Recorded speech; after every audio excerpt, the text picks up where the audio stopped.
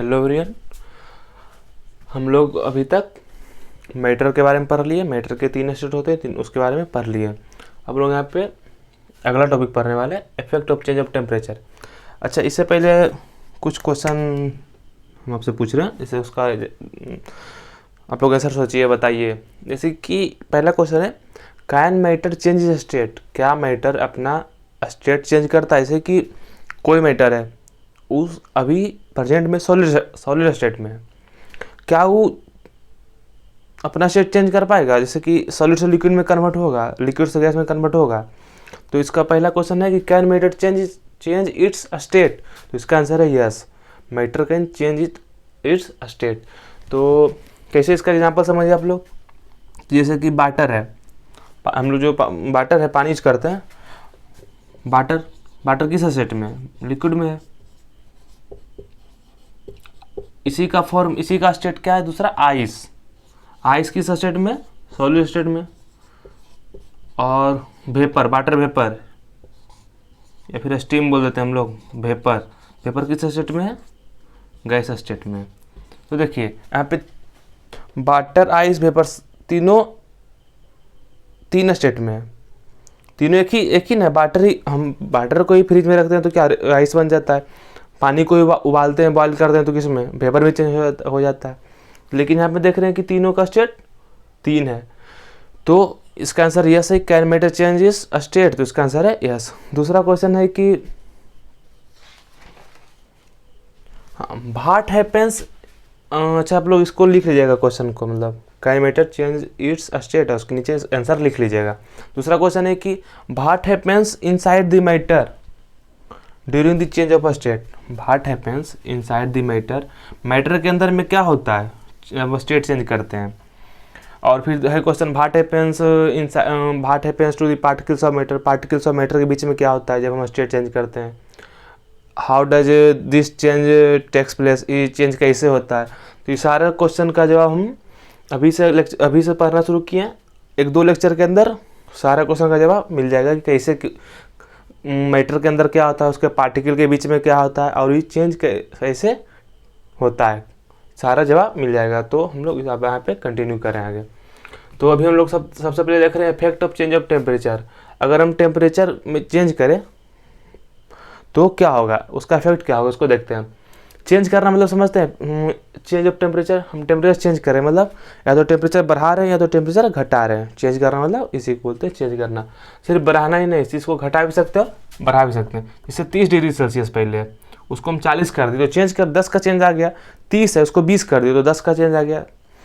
तो हम लोग इसको सबसे पहले देखते हैं on increasing the temperature of solids the kinetic energy of particles increases. अच्छा, अभी यहाँ पे सॉलिड के बारे में देख रहे हैं, फिर इसके बाद हम लिक्विड का देखेंगे, इसके बाद हम गैस का देखेंगे क्या क्या होता है टेम्परेचर इंक्रीज करने पे या फिर टेम्परेचर डिक्रीज करने पे। तो हम लोग सॉलिड का देख रहे हैं, फिर आगे देखते हैं लिक्विड और गैस का। तो क्या है, on increasing the temperature of solids the kinetic energy of particles increases. जब हम टेम्परेचर सॉलिड का टेम्परेचर इंक्रीज करते हैं तो पार्टिकल का काइनेटिक एनर्जी इंक्रीज करता है। ऐसा कैसे हो रहा है? अच्छा, तो इसका एक फार्मूला है, हम लोग आगे जाकर पढ़ेंगे, KTG kinetic theory of gas.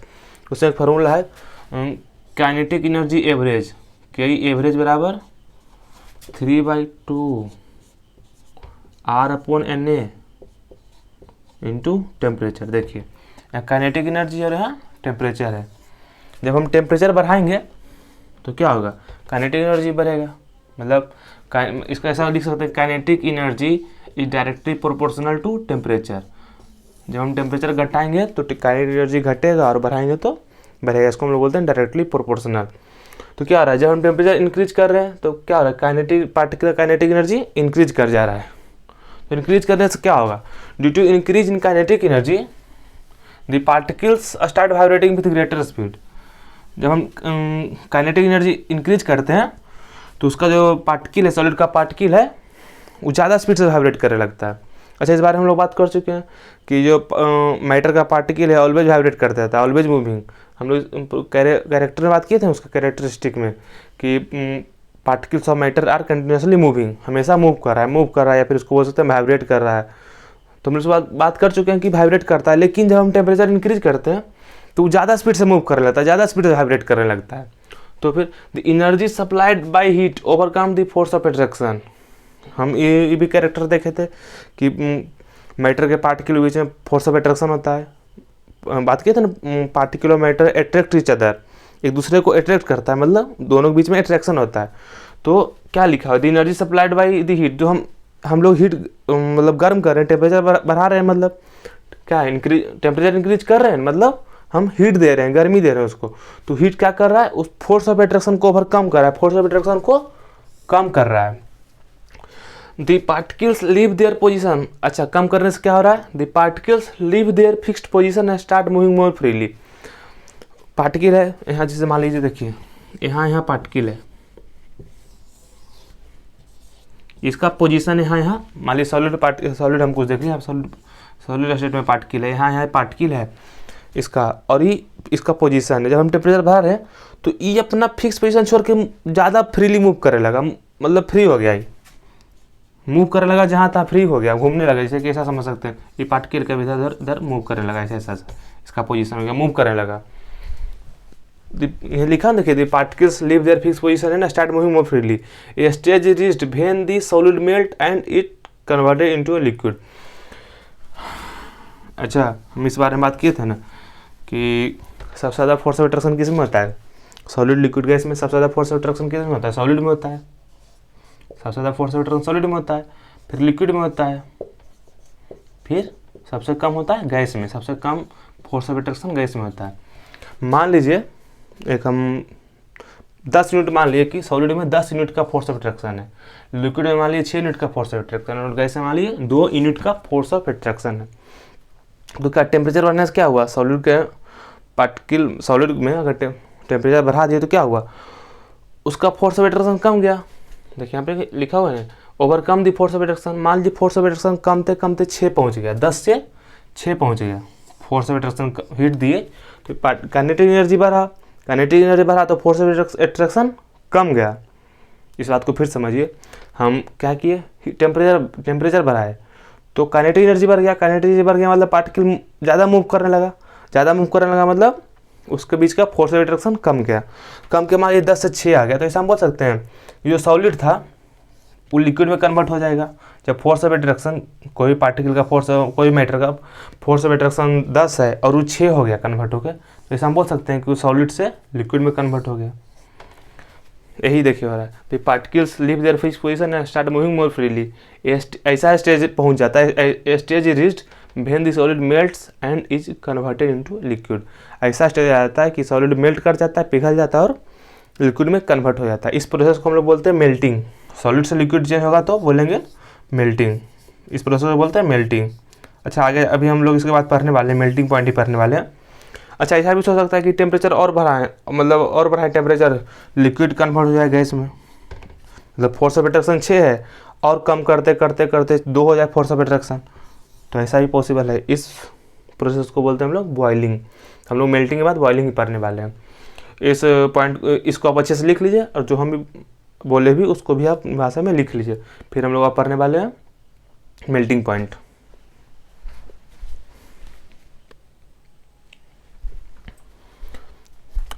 हम इसके पहले एक चीज़ और हम लोग देख लेते हैं।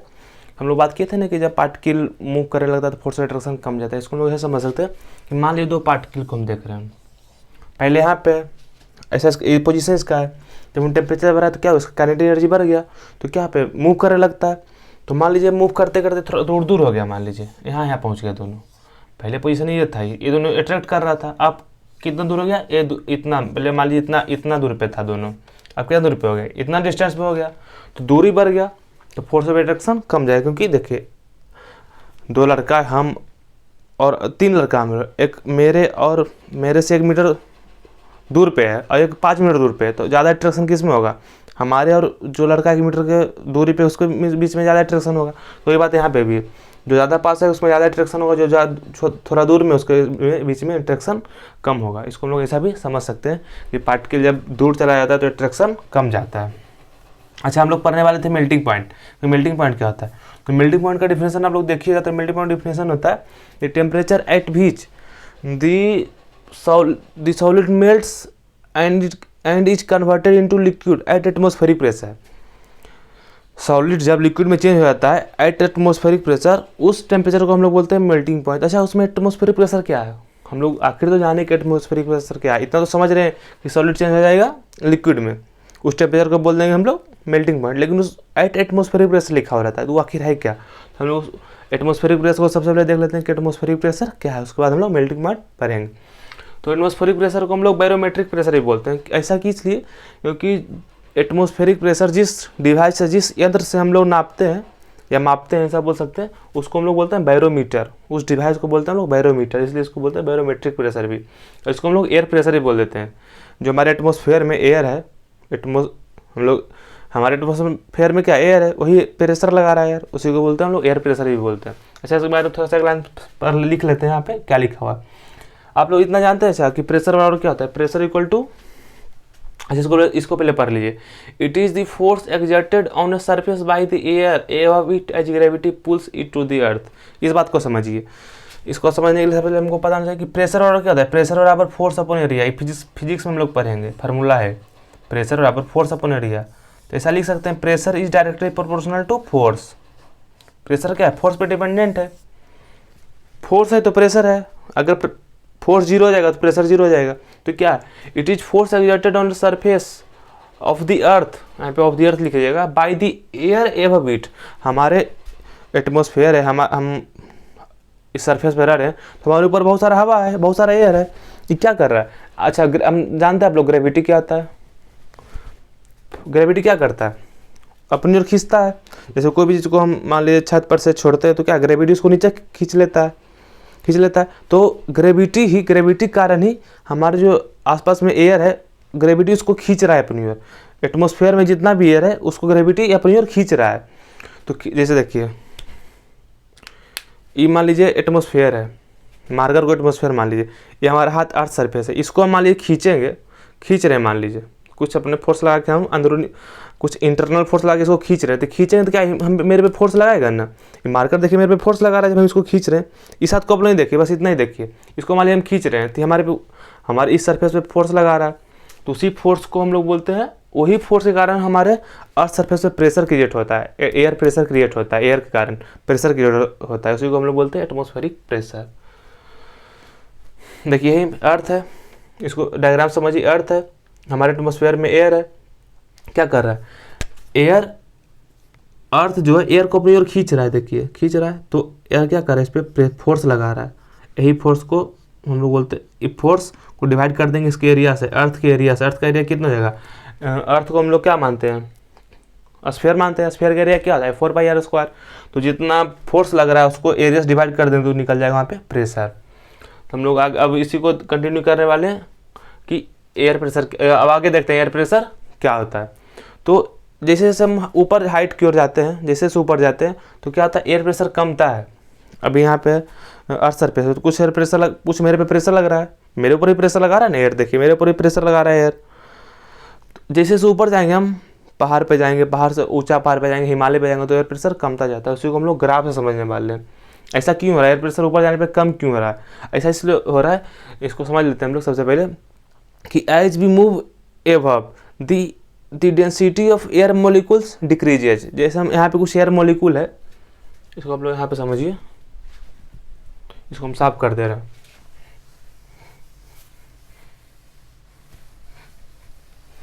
यहाँ पे कुछ एयर मॉलिक्यूल है, मान लीजिए यहाँ पे एयर मॉलिक्यूल है, जैसे से ऊपर जाते हैं एयर मॉलिक्यूल का डेंसिटी कम जाता है। जब एयर मॉलिक्यूल डेंसिटी ऊपर जाने पे कम जा रहा है तो प्रेशर भी कम जाएगा। प्रेशर किसके कारण लग रहा है, एयर के कारण लग रहा है। जब एयर ही कम जाएगा तो प्रेशर भी कम जाएगा। तो as move above the earth surface the air pressure decrease. इस बात को हम लोग ग्राफ समझ लेते हैं। तो देखिए ग्राफ बनाएंगे, ग्राफ किसके बीच में, प्रेशर और हाइट। हाइट क्या है, किलोमीटर में, एल्टीट्यूड है किलोमीटर में, 10 किलोमीटर 20 किलोमीटर ऐसे करते रहते हैं, हम 700 किलोमीटर तक गए हैं। इधर प्रेशर किस में है, मिली बार में, एमबी में। ऐसा समझ लीजिए कि एक एटीएम बराबर 1013.25 मिली बार होता है। इस बात को आप लोग याद कर लीजिएगा कि एटीएम में इतना मिली बार होता है। तो नीचे एक्स एक्सिस पे हम लोग प्रेशर रखे हैं मिली बार में, 200 400 600 ऐसे करके, और बाई एक्सिस पे रखे हम लोग हाइट किलोमीटर में, 10 किलोमीटर 20 किलोमीटर 30 किलोमीटर 40 किलोमीटर ऐसे करके हाइट रखें, और ये जो एक्स एक्सिस है ये हो गया अर्थ सरफेस, हमारा अर्थ सरफेस। तो ग्राफ देखिए, जब हम अर्थ सरफेस पे हैं, जीरो हाइट पे यहाँ पे इस एक्सिस पे, तो प्रेशर कितना लग रहा है, देखिए हरा वाला मार्कर देखिए कितना प्रेशर लग रहा है, 1000। यहाँ पे देखिए ऑन अर्थ सरफेस कितना प्रेशर लग रहा है, 1000 मिली बार। कितना हाइट 0 किलोमीटर है ना, उस पर लग रहा है 1000 मिली बार। मान लीजिए थोड़ा सा ऊपर आ गया, मान लीजिए हमारा हाइट हो गया ऑलमोस्ट 5 किलोमीटर, तो प्रेशर कितना लग रहा है देखिए। हमें रफ हाइट डाल रहे हैं, एग्जैक्ट नहीं है, हम समझाने के लिए बता रहे हैं। हो सकता है थोड़ा सा ग्राफ में इधर उधर बन गया होगा मेरे से गलती से। तो हम 5 किलोमीटर मान लीजिए, यहाँ पे 5 किलोमीटर मान लीजिए, तो प्रेशर कितना हो गया देखिए, इस पॉइंट पे प्रेशर 400 मिली बार लग रहा है, मतलब जैसे 5 किलोमीटर पे प्रेशर 400 मिली बार लग रहा है। ऐसे ही मतलब मान लीजिए ई 12 किलोमीटर है, ये जो लाइन पर है 12 किलोमीटर है, 12 किलोमीटर प्रेशर कितना लग रहा है, 200 मिली बार लग रहा है। देखिए जैसे जैसे हाइट ऊपर हम जा रहे हैं प्रेशर कमते जा रहा है, पहले 1000 मिली बार था, फिर 400, फिर 200, ऐसे करते करते ऑलमोस्ट 30-40 किलोमीटर तक गए, तो प्रेशर ऑलमोस्ट जीरो हो गया, 10/0। प्रेशर कितना हो गया, 0 मिली बार हो गया ऑलमोस्ट। अच्छा 0 से 12 किलोमीटर वाले क्षेत्र को हम लोग बोलते हैं ट्रोपोस्फेयर, मिस कर गया था, इसको बोलते हैं ट्रोपोस्फेयर। हमारे एटमॉस्फेयर का पार्ट ही है, 0 से 12 किलोमीटर पार्ट को बोलते हैं ट्रोपोस्फेयर। 12 से 50 वाले को बोलते हैं स्ट्रेटोस्फेयर, 50 से 80 वालों को बोलते हैं मीजियोस्फेयर, 80 से 700 वाले को बोलते हैं थर्मोस्फेयर, 700 से ऊपर वाले को बोलते हैं एक्जियोस्फेयर। ये बस जनरल के लिए लिख दिया, जनरल बात के लिए क्या जरूरत नहीं था। तो हम लोग जैसे जैसे ऊपर जा रहे हैं क्या हो रहा है, प्रेशर जैसे जैसे ऊपर जा रहे हैं, as we move above the earth surface the pressure decrease है, प्रेशर कमता जा रहा है। अच्छा यहाँ पे एक और बात हम आप लोग लीजिए, जैसे कि हम लोग बात किया था ना ओजोन लेयर की, हमारे सरफेस में ओजोन लेयर है, एटमॉस्फेयर में ऊपर में अल्ट्रा वायलेट रे को आने से रोकता है वो अर्थ सरफेस पे। तो ओजोन लेयर कौन सा क्षेत्र में, ओजोन लेयर ऑलमोस्ट यहाँ पे लिख लीजिए ओजोन लेयर, स्ट्रेटोस्फेयर में होता है ओजोन लेयर।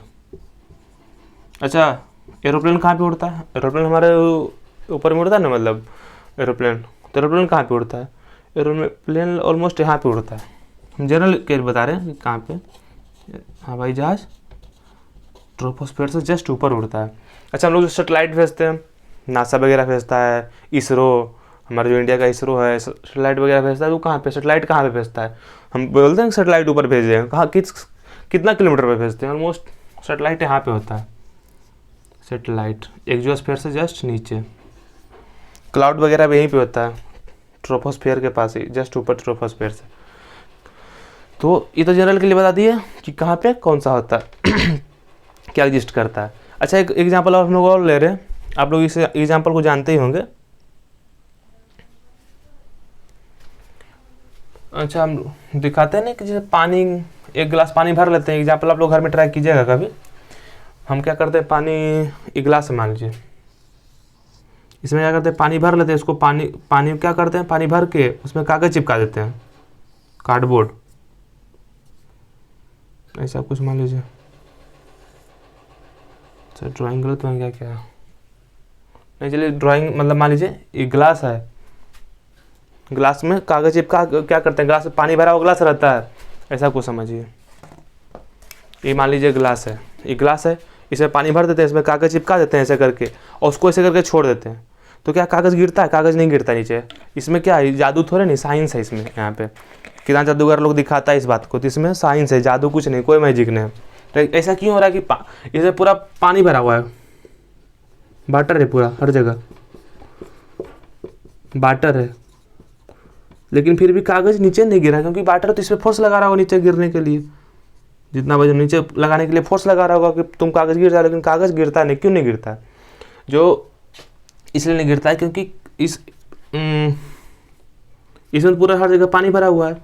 और ये जो एयर प्रेशर है ना, एयर प्रेशर सिर्फ हम लोग इस बार बात करते हैं कि एयर प्रेशर किस डायरेक्शन में लगता है। एयर प्रेशर कोई डायरेक्शन नहीं होता, ऐसा कोई बॉडी है, रैंडम बॉडी है, तो इस पर एयर प्रेशर ऐसे भी लग रहा होगा, ऐसे भी लग रहा होगा, और ऐसे भी लग रहा होगा, हर डायरेक्शन में एयर प्रेशर लगता है, समझे। कोई ऐसा नहीं कि हमेशा एयर प्रेशर ऊपर से नीचे ही लगेगा। एयर प्रेशर हमारे बॉडी पे ऊपर से सिर्फ नीचे नहीं लग रहा है, यहाँ ऐसे लग रहा है, ऐसे लग रहा है, ऐसे लग रहा है, ऐसे लग रहा है। एयर प्रेशर हर जगह लग रहा है, हर जहाँ भी पॉसिबल एयर प्रेशर हर डायरेक्शन में लगता है। तो एयर प्रेशर का कोई डायरेक्शन फिक्स नहीं होता, एयर प्रेशर हर डायरेक्शन में लगता है। तो यहाँ पे क्या हो रहा है, कागज़ पे पानी क्यों नहीं गिर रहा है, क्योंकि इस कागज़ पे एयर प्रेशर ऊपर की ओर लग रहा है। कभी कभी आप लोग हम लोग करते हैं, कभी कभी कागज़ गिर जाता है। ऐसा क्यों होता है?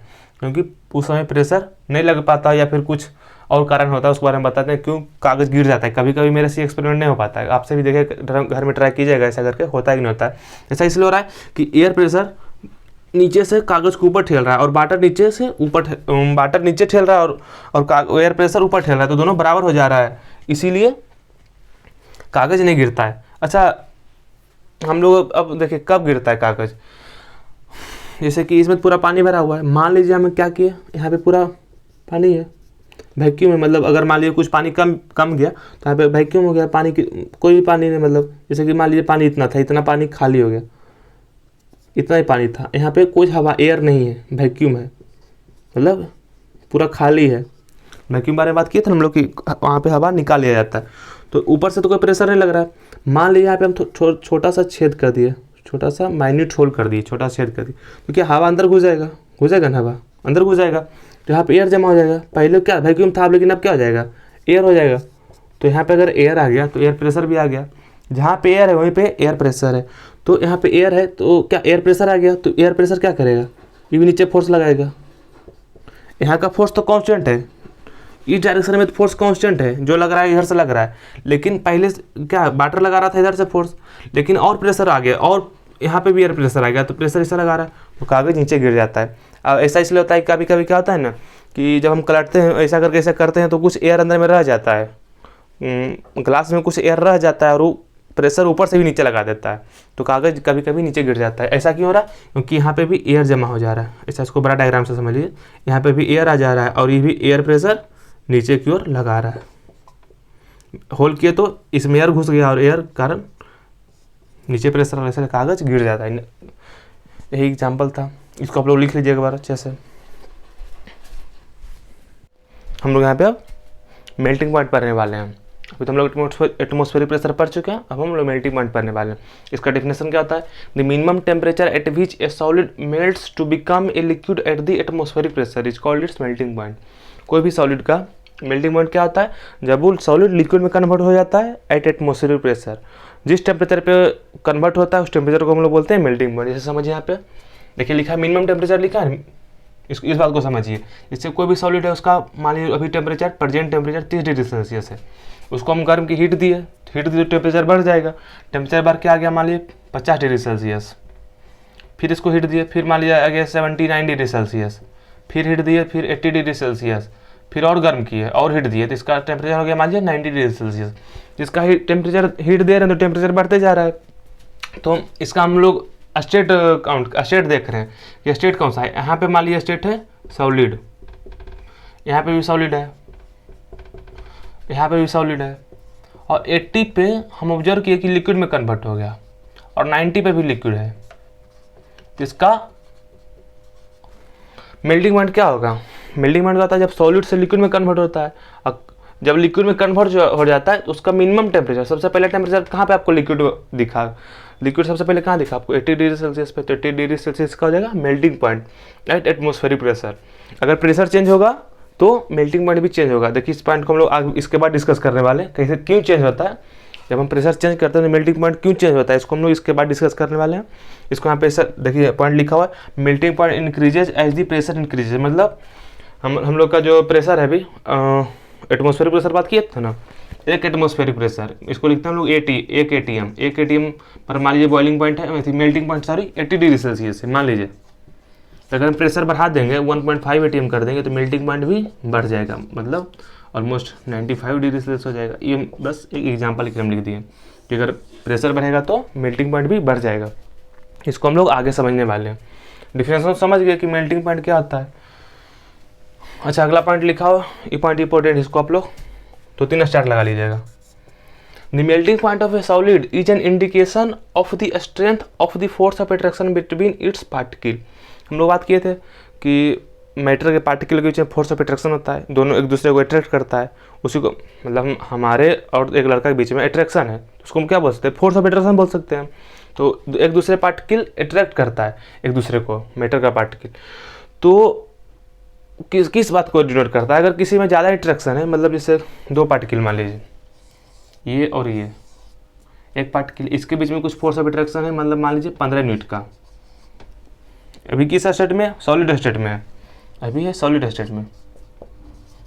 एक और मान लीजिए पार्टिकल, इसके बीच में फोर्स ऑफ अट्रैक्शन है 10 यूनिट का, ये भी सॉलिड ही है, क्योंकि थोड़ा नहीं कि हर सॉलिड का फोर्स ऑफ अट्रैक्शन सेम होता है, मतलब सॉलिड वेरिए, मतलब हर सॉलिड का हर तरह का फोर्स ऑफ अट्रैक्शन होता है, मतलब अगर सॉलिड चेंज हो जाएगा तो उसका फोर्स ऑफ अट्रैक्शन चेंज हो जाएगा। मतलब मार्कर का, मान लीजिए सॉलिड मार्कर का फोर्स ऑफ अट्रैक्शन 15 यूनिट का है, तो मान लीजिए तो इस पेन का हो सकता है 15 का, 20 का हो गया, 25 का हो गया, 10 का होगा, इस दोनों का सेम फोर्स ऑफ अट्रैक्शन नहीं है, क्योंकि नहीं है, चूँकि दोनों सॉलिड है फिर भी दोनों का फोर्स ऑफ अट्रैक्शन सेम नहीं है। तो इसका फोर्स ऑफ अट्रैक्शन 15, इसका मान लीजिए 10 है, हमको इसको लिक्विड में कन्वर्ट करना है, लिक्विड में मेल्ट करना है। तो लिक्विड में कन्वर्ट करने के लिए हमको क्या, इसको दूर दूर करना पड़ता है, थोड़ा पार्टिकल दूर बना देते हैं, क्योंकि उसके बीच में ज़्यादा स्पेस होता है। मान लीजिए लिक्विड के बीच में फोर्स ऑफ अट्रैक्शन 2 यूनिट का है, क्योंकि फोर्स ऑफ अट्रैक्शन सबसे ज़्यादा किस में होता है, सबसे ज़्यादा फोर्स ऑफ अट्रैक्शन सॉलिड में होता है, फिर लिक्विड में और फिर गैस में। सबसे कम फोर्स ऑफ अट्रैक्शन गैस में होता है, इस बात को तो हम जानते हैं। फोर्स ऑफ अट्रैक्शन सबसे ज़्यादा किस में होता है, सॉलिड में होता है, ये तो हम लोग लिख चुके हैं, पहले ही बात कर चुके हैं इसके बारे में। तो हमको फोर्स ऑफ अट्रैक्शन को कम करते करते, फोर्स ऑफ अट्रैक्शन कम कैसे होता है, जब हम पार्टिकल को एनर्जी हीट देते हैं, पार्टिकल को हीट देते हैं, मतलब हीट देते हैं तो उसका टेम्परेचर बढ़ता है, तो फोर्स ऑफ अट्रैक्शन कम होता है। तो हम लोग को पता करना है कि हमको किस में ज़्यादा हीट देना पड़ेगा। हमको इस दोनों को 15 यूनिट है, 10 यूनिट है, दोनों को हमको 2 में कन्वर्ट करना है। मतलब हमको 15 से 2 ले जाना है और फिर 10 से 2 ले जाना है, मतलब फोर्स ऑफ अट्रैक्शन का यूनिट। हमको इस दोनों को मेल्ट करना है, दोनों को लिक्विड में कन्वर्ट करना है। हमको कहाँ पे ज़्यादा हीट देना पड़ेगा, इस बात को समझिए। तो जिसके पास ज़्यादा फोर्स ऑफ अट्रैक्शन होगा, जैसे मान लीजिए हम और 2 लड़का हाथ मिला रहे हैं, ऐसे करके पकड़े हुए, मतलब जोर से पकड़े हुए हैं, तो यहाँ पे फोर्स अट्रैक्शन ज़्यादा है, तो हमको यहाँ पे ज़्यादा एनर्जी देना पड़ेगा, इसको तोड़ने के लिए ज़्यादा बल से खींचना पड़ेगा। और कोई एक लड़का ऐसे करके पकड़े हुए है, तो उसको कम एनर्जी देना पड़ेगा। मतलब यहाँ पे इसको मान लीजिए 15 यूनिट का फोर्स ऑफ अट्रैक्शन, इसको मान लीजिए 10 यूनिट का फोर्स ऑफ अट्रैक्शन है, तो कहाँ पे हमको कम एनर्जी देके हाथ को छुड़ा सकते हैं। मतलब यहाँ पे हाथ छुड़ाने में ज़्यादा बल पड़ेगा, ज़्यादा फोर्स लगेगा, और यहाँ पे कम फोर्स लगेगा, तो हमको कहाँ पे ज़्यादा एनर्जी देना पड़ेगा, इस वाले में। तो मतलब तो ज़्यादा एनर्जी देना पड़ेगा, मतलब ज़्यादा हीट देना पड़ेगा, ज़्यादा हीट देना पड़ेगा, मतलब ज़्यादा टेम्परेचर बढ़ाना पड़ेगा। तो क्या है, जिसके यहाँ से हम इस पॉइंट से इस पॉइंट से हम ये बात समझना चाह रहे हैं कि जिसके बीच में फोर्स ऑफ अट्रैक्शन ज़्यादा होगा उसका मेल्टिंग पॉइंट ज़्यादा होगा, या फिर ऐसा ही बोल सकते हैं कि जिसका मेल्टिंग पॉइंट ज़्यादा होगा, हम 2 ऑब्जेक्ट का मेल्टिंग पॉइंट काउंट ऑब्जर्व कर ले कि इसका मेल्टिंग पॉइंट मान लीजिए 80 डिग्री सेल्सियस है, इसका 90 डिग्री सेल्सियस है, तो हम बता सकते हैं कि इसका फोर्स ऑफ अट्रैक्शन ज़्यादा होगा। दोनों को समझ सकते हैं, जिसके पास ज़्यादा फोर्स ऑफ अट्रैक्शन उसका मेल्टिंग पॉइंट ज़्यादा होगा। तीसरा पॉइंट है the process of melting that is change of solid state into liquid state is also known as fusion. Melting के प्रोसेस को फ्यूजन भी बोलते हैं। बस इस पॉइंट में इतना ही लिखा हुआ। हाँ, इस पॉइंट को हम बाद में समझेंगे, इसके बाद समझने वाले यहाँ पे लिख लीजिए, ताकि हम दोबारा जब पढ़ने शुरू करें तो हमको जब रिवीजन करेंगे तो हमको एक ही जगह पॉइंट लिखा हुआ मिल जाएगा। Melting point increases as the pressure increases. इस बात को आप लोग अच्छे से लिख लीजिए, फिर हम लोग आगे पढ़ेंगे, इस पॉइंट को डिस्कस करेंगे कैसा क्यों हो रहा है। हम लोग अब एक बहुत ही इंपॉर्टेंट पॉइंट डिस्कस करने वाले हैं, बहुत ही इंपॉर्टेंट है, मतलब इस लेक्चर का सबसे इंपॉर्टेंट पॉइंट है ये, और ये आखिरी पॉइंट है इस लेक्चर का भी। For most substance higher pressure will cause the melting temperature to go up. अधिकतर सब्सटेंस के लिए, अधिकतर वस्तु के लिए जब हम प्रेशर बढ़ाते हैं तो उसका मेल्टिंग टेम्परेचर बढ़ जाता है। ऐसा क्यों होता है, इस बात को हम लोग को डिस्कस करना है। क्वेश्चन यहाँ पे जब हम प्रेशर बढ़ा रहे हैं तो मेल्टिंग टेम्परेचर बढ़ जा रहा है, ऐसा क्यों हो रहा है, इसको समझिए। Imagine that if you have a certain solid. मान लीजिए आपके पास कोई सर्टेन सॉलिड है, melting it would increase the volume of that substance because liquid takes more space than solids. अच्छा, इस बात को आप लोग जानते हैं कि जब कोई भी सर्टेन सब्सटेंस है, मान लीजिए मार्कर ही है, इसको जब हम मेल्ट करेंगे तो पिघल जाएगा, लिक्विड फॉर्म में चेंज होएगा।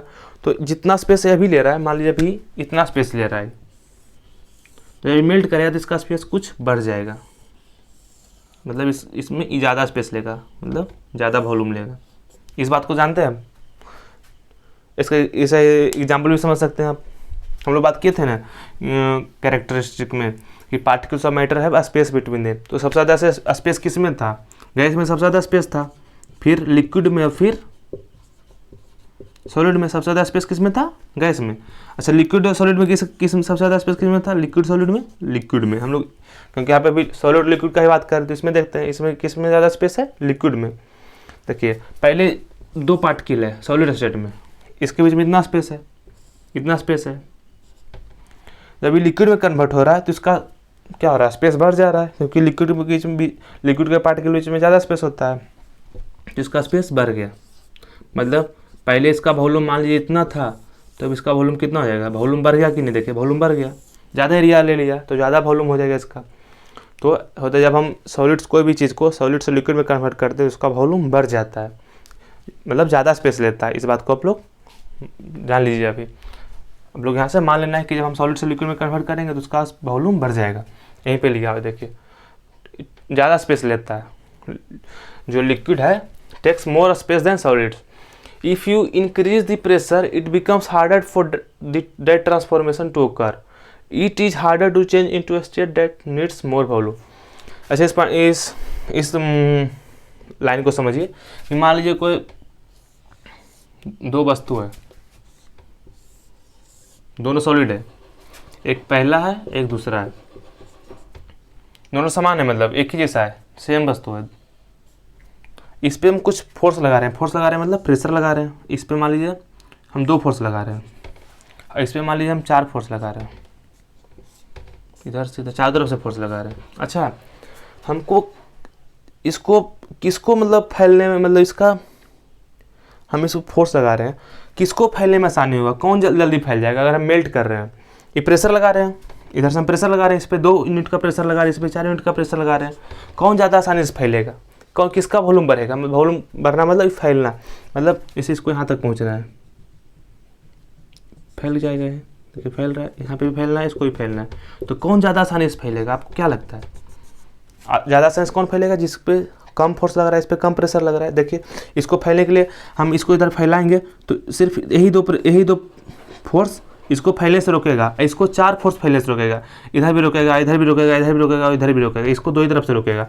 इससे भी मान लीजिए हम कोई फोर्स प्रेशर नहीं लगा रहे हैं, बस ऐसा ही कोई प्रेशर, इस पर 0 प्रेशर लगा रहे हैं, इस पर 0, इस पर 2, इस पर 4, तो इसको फैलने से रोकेगा? कौन ही रोकेगा?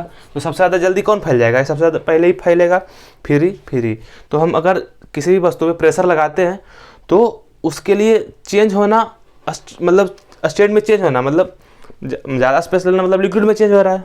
हम बोल रहे हैं कि यहाँ पे ज़्यादा स्पेस ले रहा है, मतलब लिक्विड में चेंज हो जा रहा है। तो कोई वस्तु के लिए जब हम प्रेशर लगा रहे हैं तो उसको लिक्विड में, सॉलिड से लिक्विड में कन्वर्ट होना थोड़ा मुश्किल है। तो इसीलिए यही पॉइंट यहाँ पे लिखा हो, if you increase the pressure it becomes harder for the transformation to occur. It is harder to change into a state that's needs more volume. जिसको ज़्यादा वॉल्यूम चाहिए उस स्टेट में चेंज होने में थोड़ा मुश्किल हो जाएगा। कब मुश्किल होगा? जब हम ज़्यादा प्रेशर लगाएंगे। If you are under pressure, जब आप प्रेशर के अंडर प्रेशर हो। So you need more heat, तो तुमको क्या, जब हमको मुश्किल है कोई चीज़ को, हमको फैलाना है, इसको तो फैलाना ही है, इसको भी फैलाना है, इसको भी फैलाना है, हमको इसको फैलाना है, तो सबसे ज़्यादा हीट कहाँ पे लगेगा? सबसे ज़्यादा एनर्जी कहाँ पे लगेगा? हमको इसको ज़्यादा टेम्परेचर देना पड़ेगा, तब नहीं जल्दी ज़्यादा मतलब फैलेगा। इसको तो हम प्रेशर लगा दिए, इसको ज़्यादा ही एनर्जी देना पड़ेगा। सो यूनिट मोर हीट, आपको ज़्यादा हीट चाहिए, हेंस मोर टेम्परेचर। तो सबसे ज़्यादा टेम्परेचर किस में चाहिए हमको फैलाने के लिए?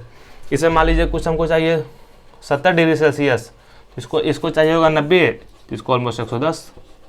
तो अगर आप अंडर प्रेशर तो आपका मेल्टिंग पॉइंट बढ़ जा रहा है। क्यों बढ़ जा रहा है? क्योंकि उसको फैलाने के लिए हमको ज़्यादा एनर्जी चाहिए फैलाने के लिए, क्योंकि ज़्यादा फोर्स उस पर, ज़्यादा प्रेशर लग रहा है, इसलिए हमको ज़्यादा एनर्जी देना पड़ेगा इसको फैलाने के लिए। इस पॉइंट को आप लोग लिख लीजिए, अच्छे से समझिए, छोटा छोटा पॉइंट में समझ के लिखिए।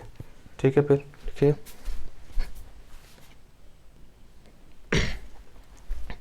अभी तक हम लोग क्या देखें कि जब हम सॉलिड से लिक्विड में जो कन्वर्ट करते हैं तो क्या होता है? वॉल्यूम बढ़ जाता है।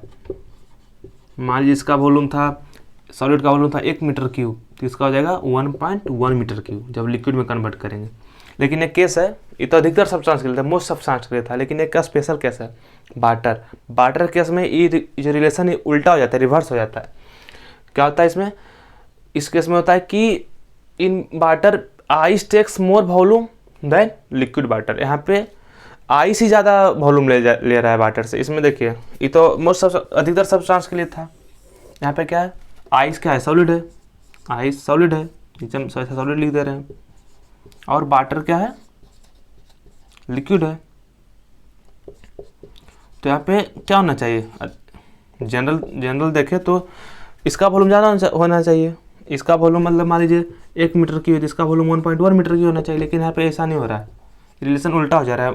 यहाँ पे क्या हो रहा है कि इसका वॉल्यूम मान लीजिए कुछ 1 मीटर क्यू है तो इसका वॉल्यूम ऑलमोस्ट 0.9 मीटर क्यू है, यहाँ पे रिलेशन उल्टा हो जा रहा है।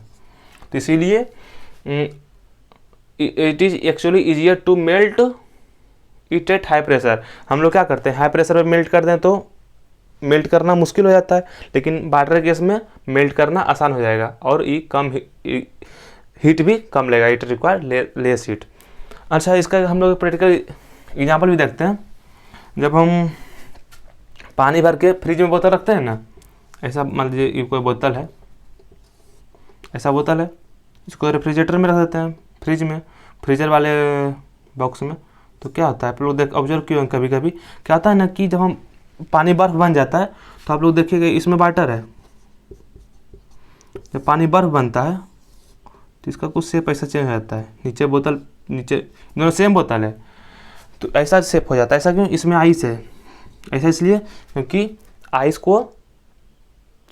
को ज़्यादा बत्ती चाहिए। यहाँ पे देखिए लिक्विड है ये और ये सॉलिड है, होना चाहिए कि सॉलिड लिक्विड को ज़्यादा वॉल्यूम चाहिए, लेकिन यहाँ पे वाटर केस में आइस को ज़्यादा वॉल्यूम चाहिए। इस वॉल्यूम्स को मिलता नहीं, बोतल तो फिक्स है, बोतल का वॉल्यूम तो फिक्स है, इसलिए बोतल को बड़ा कर दे रहा है, बोतल को नीचे कर दे रहा है, बोतल को साइज बड़ा कर दे रहा है। जहाँ पे पॉसिबल, जहाँ पे इसको आसान दिख रहा है वहाँ पे बोतल को बड़ा कर दे रहा है। ऐसा माना जाता है ना कि 9 ग्लास ऑफ वाटर, 9 ग्लास, अगर 9 ग्लास ऑफ पानी रखे तो यहाँ पे 9 glass of water equal to 10 glass of ice, ऐसा माना जाता है। ऐसा माना कि ऐसा है ही कि जब हम 9 गिलास पानी रखेंगे रेफ्रिजरेटर में तो वहाँ पे 10 गिलास आइस बनेगा। यहाँ पे क्या हो जा रहा है, 9 गिलास पानी भर के रख रहे हैं फ्रीजर में और 10 गिलास हमको आइस मिल जा रहा है, यहाँ पे मतलब उल्टा हो रहा है, सॉलिड का वॉल्यूम ही बढ़ जा रहा है। तो यही आखिरी टॉपिक था। वैसे हमको यहाँ पे इतना समझना था कि यहाँ पे रिलेशन उल्टा हो जाता है, रिलेशन उल्टा हो जाता है, इसलिए हमको यहाँ पे हाई प्रेशर पे मेल्ट करना आसान हो जाता है और हमको कम हीट लेता है। इसको आप लोग अच्छे से लिख लीजिए। यहाँ पे ये तो रफ आइडिया था कि अधिकतर मोस्ट सब्सटेंस के लिए था, most substance for most substance, और वाटर केस में सॉलिड ही ज़्यादा वॉल्यूम मिल रहा है एज कम्पेयर टू लिक्विड। बस आज के लिए इतना ही रखते हैं, ठीक है।